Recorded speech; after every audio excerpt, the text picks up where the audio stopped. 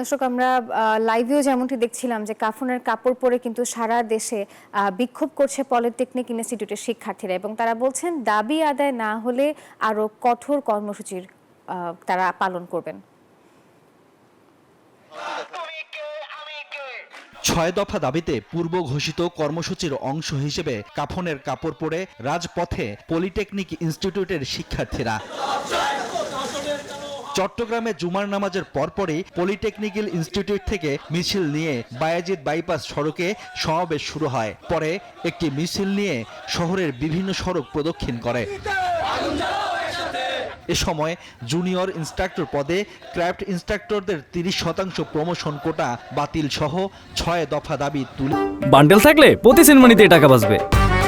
বিকাশ send money bundle কিনে জিতুন প্রতি লেনদেনে ধরেন আন্দোলনকারীরা। রংপুর পলিটেকনিক্যাল ইনস্টিটিউট থেকে কাফনের কাপড় পরে বিক্ষোভ মিছিল বের করে শিক্ষার্থীরা। পরে শহরের বিভিন্ন সড়ক প্রদক্ষিণ করে। শুক্রবার বেলা 2টায় বগুড়া পলিটেকনিক্যাল ইনস্টিটিউট চত্বর থেকে শিক্ষার্থীরা মাথায় কাফনের কাপড় পরে বিক্ষোভ মিছিল বের করে। মিছিলটি কলোনি এলাকা প্রদক্ষিণ শেষে সমাবেশ করে শিক্ষার্থীরা। এ সময় দাবি পূরণ না হওয়া পর্যন্ত আন্দোলন চালিয়ে যাওয়ার হুঁশিয়ারি দেন তারা।